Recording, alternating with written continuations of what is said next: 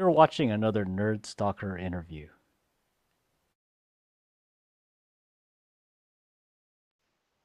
Okay, we're live. Thanks for joining us, everyone. Welcome to another Nerd Stalker interview. This is Gray Gloria, aka Social Gray on Twitter for the Nerd Stalker Media Network. Today, we look more in depth into agile thinking again. We will go in depth with a couple of articles on Examiner.com titled "Investors and Partners May Not Think Agile," and an article on the Startup Blog. CEOs walk a fine line with when using a positive spin. And Taffy and I were kind of chuckling offline about that one.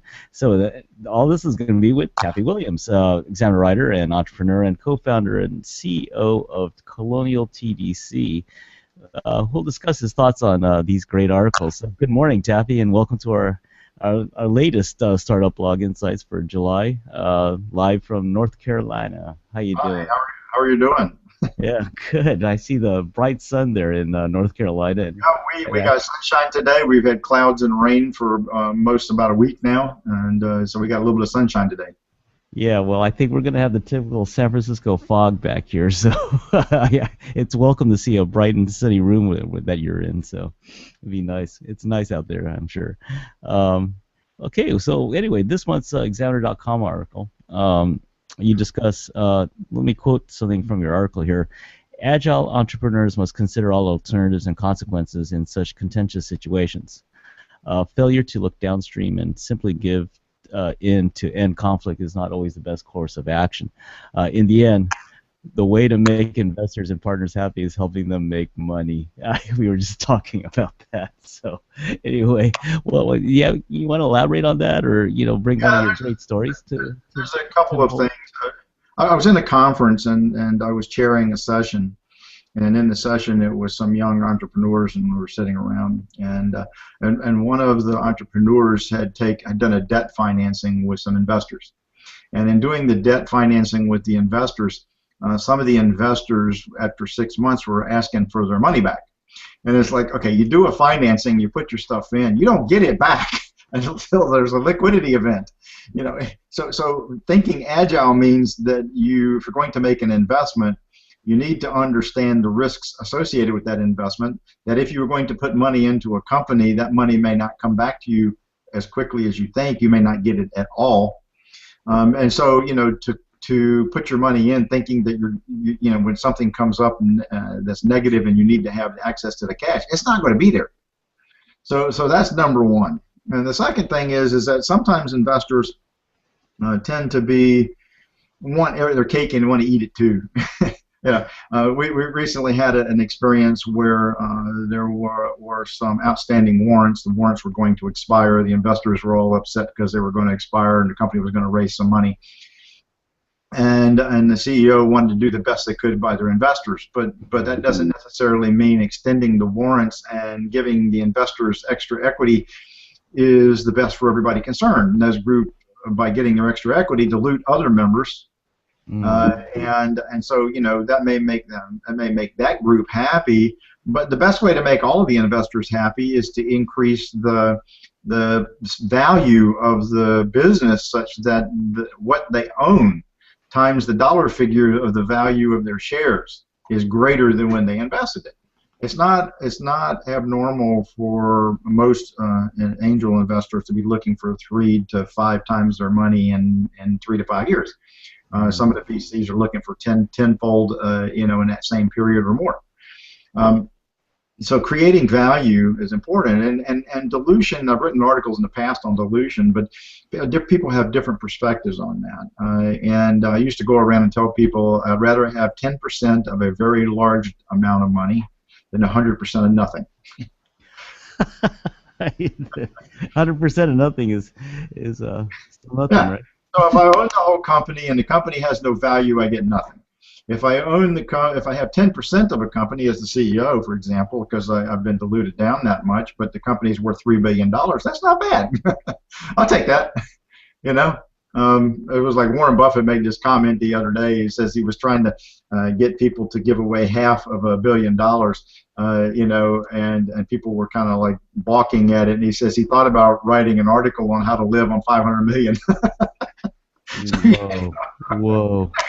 if you think about it, people tend to get greedy. They forget, and there's a mentality, that creeps into that with respect to funding, and so you need to be a little bit more flexible and agile in terms of your desires as an investor, as a partner, as anything. Yeah, absolutely. I don't know. I think some of the, when you think about agile thinking and investors, you brought up in that article, there's going to be some conflicts along the way, right? There's always conflict. Right. Right. Yeah. I mean, it's natural, right? And even when you have an agreement, I've actually had written agreements, and was it an attorney once told me he's never had an agreement mean the same things to the individuals 5 years after they cut the agreement.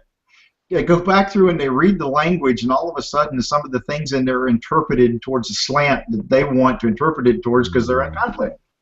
This occurs, so people get into conflicts. The conflicts may or may not be so easy to resolve. Sometimes it requires aggressive behavior, like litigation. That's always really a lot worse than people think that it is. So when you get, just trust me, it is. Trust them, folks, it is.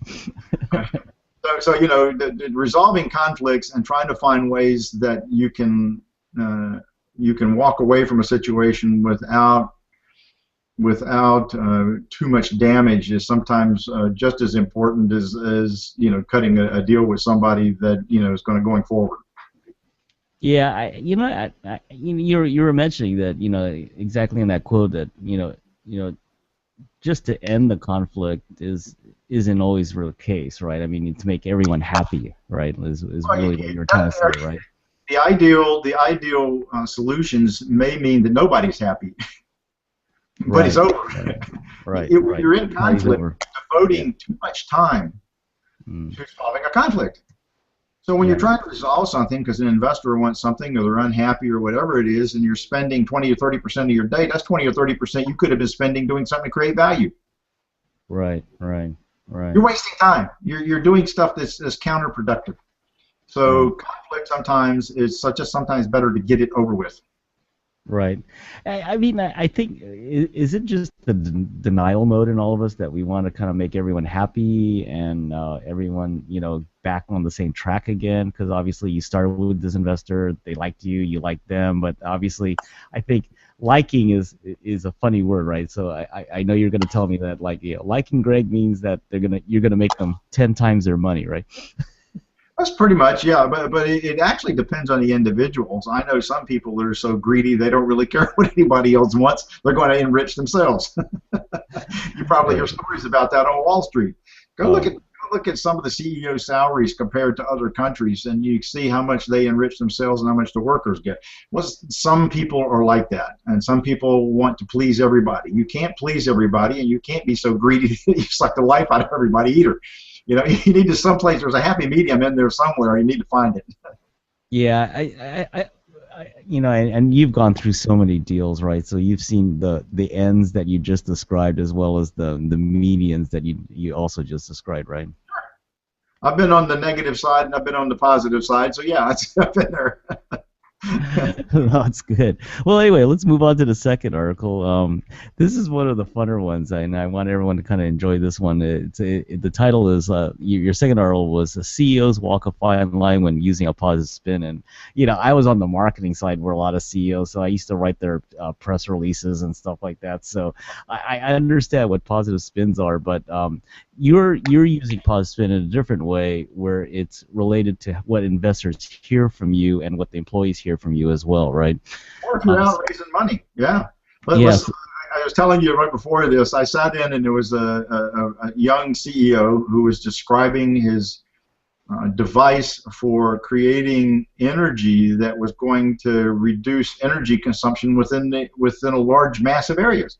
And he's describing how this device was self-sustaining, and how it was going to do this and how it's going to do that, and how much energy it could produce, and he had all these numbers that he was showing.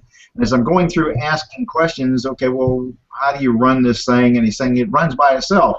And he's showing me how you get it started and all this kind of stuff. And And then finally I looked at him and says, you know, you're describing a perpetual motion machine. They don't exist. It's not possible. I haven't seen them exist yet. So I remember, you know, and physics has changed a lot since I took it many years ago, but I can tell you at this point I don't believe they've eliminated that and decided that perpetual motion exists. I guess if you get something frictionless, it may exist. Well, you know, so you know, and I've been to situations where I've been heavily involved with companies. I know all the background, and all of a sudden, you know, I'm listening or reading reports from the CEO putting stuff out, and I'm reading it and I'm saying, okay, this has gone beyond positive spin to flat out lie. Okay, Right. there is a point where you create liability on yourself when you push the envelope too far.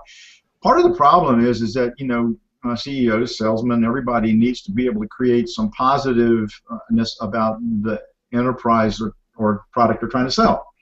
But there is a point which you cross a threshold where what you're describing is just flat out lying, and you don't want to do that. Well, you know, and I think it's, you know, I guess it's a lesson for both the investor and the people coaching or the CEO themselves that, you know, you know, where's the truth in all that, right? As an investor, and you know, you want to find out from this guy, hey, you know, okay, he's giving me his 3-month update. Do I believe this? How do I tug on his story more to get more data out of this? You know, stuff like that, right? Yeah, I told you what triggered this thing. It was the joke that I put in there. Somebody, my wife had seen it on Facebook, and and when she read it out, I started like laughing. It was hilarious. Yeah, So yeah, go into that. the article, and it's about a talking dog. So I don't want to spoil it for everyone. They should go read it. But it is, to me, it was exceptionally funny. Oh man, but yeah, I was more on the marketing side, on our PR side, to try to, you know, create press releases for, you know, public companies, non-public companies, whatever. And you know, if you know the PR game, and I think most people do, is, you know, the CEOs don't write their own quotes. You know, guys like me write the quotes, right? And then they just approve it, right? That's correct. I mean, but it's actually, you know, when you look at an event that takes place and you can look at it and you're pulling your hair out and it's going to kill the company.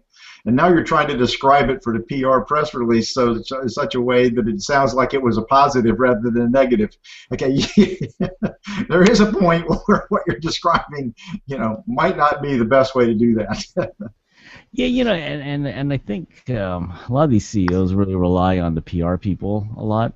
And I think the PR people are not always, you know, I mean, I'm not saying there's good and bad, and just like anyone else in any position, there's good and bad and otherwise.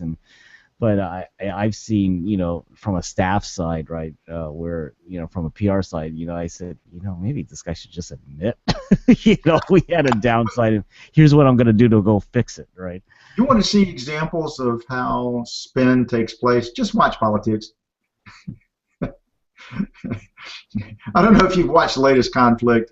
You know, the U.S. is describing all the things in Ukraine, what happened to that, you know, and I'm sitting there watching what they're reporting, for example, in Russia, you know, how the U.S. might have filled one of the planes with dead bodies, and then, you know, or that some Ukraine airplane shot the thing down. I mean, the stories are totally different. Right. I don't know which one, you know, but how can you have such divergent differences in stories about an actual event that took place where there are real facts that back it up? Right, right. You know, so okay, but people do that in companies. They go through and they see events, and the event may mean one thing, but they're going to try to describe it in another way, and so after a while it gets twisted and torn. Later on, it becomes like you recreated history. Right, right. Well, I mean, you've been on both sides, right? You know, from the investor side and as well as CEO making those statements. My fair share of positive spin. No, I mean, you want to stand in front of a group of investors and get their money. You're not going to sit up there and tell them how crappy your stuff is. That's true. But you know, put the money in. I'm ready to make my exit. Yeah, that's going to work real good. Well, you know, I was going to ask you about that. Okay. I mean, you know, that fine line is between, you know, let's just call it what it is, truth and lying, right? It's the fine line between truth and lying, right? I mean, that's what you just described, right? I mean, you know, a lot of things factor into that, right? There's ethics, yeah, I want to make the investor happy so he doesn't exit on me and pulls the parachute. you know. Well, there's a lot of people that are only in it for themselves, and so hey, get the money in there. Let's build up the value. As soon as sooner I can get out, the better. Oh yeah, we were just talking about them. I mean, it's kind of like there's the greedy the greedy SOBs, and then there's the reasonable SOBs, right? Sure. Well, okay. Well, I mean, yeah, I think we'll wrap up this segment. I think it was good. We had a lot of fun with that last one. I think the CEO spin one. We gotta go read that. Gotta go read the joke. I still think it's funny. I just, it's hilarious. Yeah. It's a little bit like my write three letters joke. Oh, right. That was fun. I love the write three letters joke. That was in one of the articles, but this one's a good one too. So Yeah, actually, everyone go on to that Startup Blog Insights startup blog. That Taffy has, and when we exit, I'll let him give him the address for that. But it was interesting. Write three letters is a great article for CEOs, startup entrepreneurs, whoever you want to just kind of like laugh at the situation, but it has a touch of reality in it. It really does. That's what makes the jokes funny. I mean, like a dog joke and the other one are such an element of truth in those, in how they come about. That when you read them, you can all of a sudden realize, okay, this happens. Right. Okay, well, anyway, another thing that we want to pump right now is, Taffy's writing a book, or has written a book. It comes out in November. It's available for pre-order now. You can get it from Barnes & Noble. You can get it from Amazon. You can get it from AMACOM, which is the American Management Association of the publishers. So it's a pre-order now, and it will be available in audio version at some point. They've told me that they've made a contract with someone to create an audio version. There's a listing for an e-version. I don't know when that e-book will be available, but the hard copy book will be available sometime in November. And the book title is Think Agile, right? Yes, it is. And how entrepreneurs succeed in business. Is it a long read, Taffy, or short? It's about 200 pages. That's about right. If you're a crappy reader like me, it might take you 4 hours to read it. If you're an ultra crappy reader like me, it'll take probably 2 days to read it. So. Well, it's a quick read. It doesn't have graphs. It doesn't have equations. It doesn't have pretty pictures in it. But it does have a lot of stories. And the stories that are in there are all factual stories. We've changed the names to protect the guilty and innocent. There are one or two people's names that are in there that are the actual people, and you can tell who those are. But we tried to cover tracks so that no one would be embarrassed or hurt by any of the stuff that's in there. But they're all factual stories. They're all real.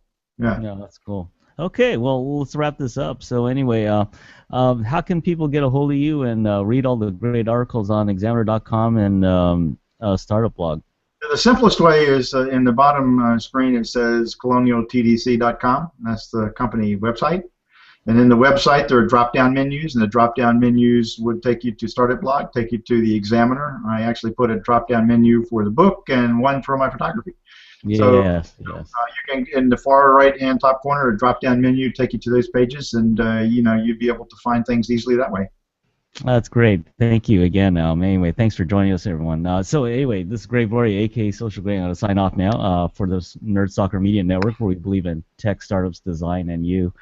Thanks for joining us, everyone, and be careful out there. Thanks, Taffy. Have a great day. Bye.